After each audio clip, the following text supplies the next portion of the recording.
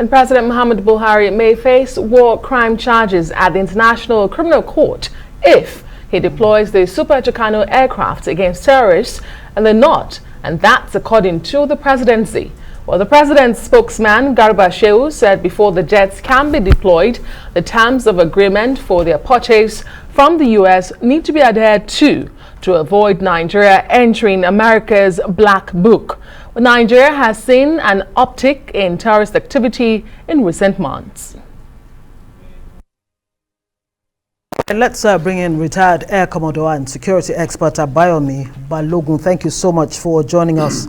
I'm sure you have a thing or two to say about the unfortunate development, a NAF aircraft going down with two possibly, Air Force trainees losing their lives. But I'll let you, address that. This position being given by the government that it does not want to flout agreements reached with the United States, before the U.S. actually sold the Super Tucanos, 12 of them, to Nigeria. What do you make of all of this? Is government just making excuses? Yeah, we're in democracy. In those days when it was a military era, the military will go to purchase these aircraft. And they will look at all the terms and conditions and make sure it is favorable to Nigeria.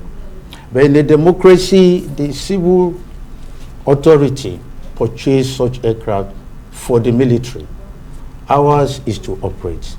And I'm sure the military were not totally involved in the purchasing in the agreement. And that's why they came with these clauses that you can not use them. In my days, when we purchased any aircraft, there were no restrictions. It's your property. You have paid for it. You use it as you deem fit. But then it came with this. I didn't see the contract agreements. But then they said we can't use them against terrorists.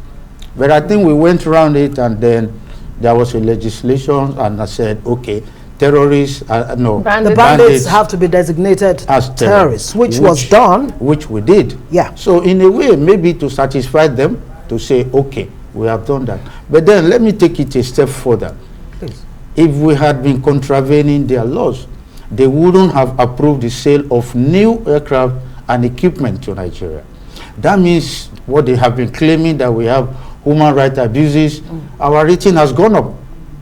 For them to now say, okay, we are selling more equipment to you. So I don't think we are doing badly. You're talking about the latest $1 billion. The latest one, the helicopters worth about $1 billion and other precision-guided munitions. Yes, initially they were not ready to sell to us because they said our human rights records was poor. But today they are ready to sell to us. So I think both the government and the diplomatic moves are working.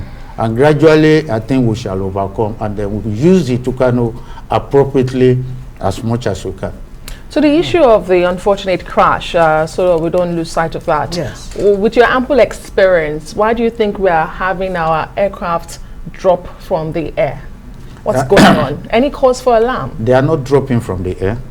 Okay. They are crashes. They're crashes. Crashes can be due to various reasons.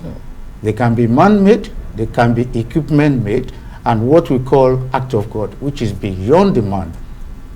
Now that aircraft, Super Mishak, is a trainer aircraft like you had. And while you are training, that's when you have the most crashes. Because you bring one boy from the village and you want to make him a pilot.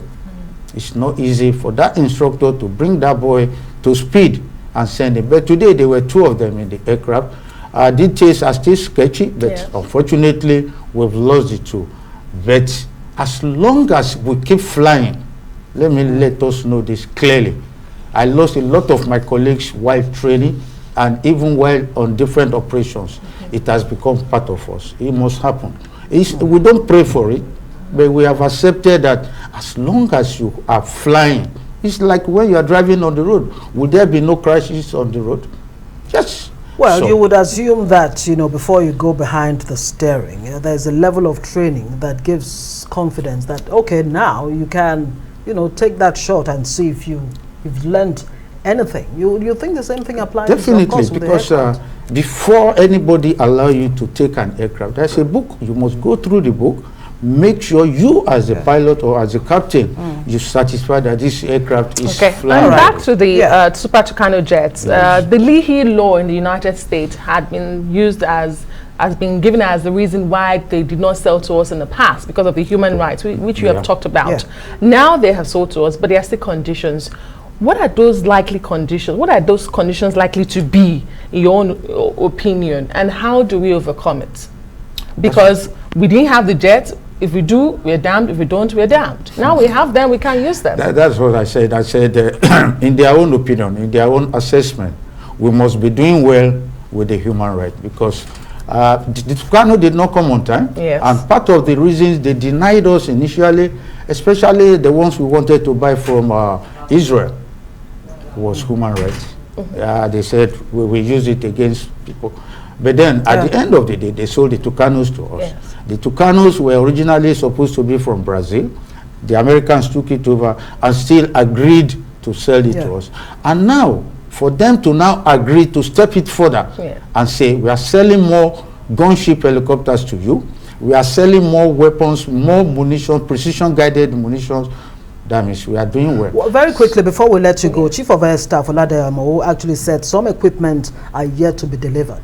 And, you know, the aircraft were not delivered with those equipment. Is that even normal in the first place? And what equipment are we talking about? I wonder how much you know. I won't know. I've left the service for like almost... Something about night capability, MB tools, and precision NVGs. strike, you know, aspects of the aircraft. Yeah, those should have come.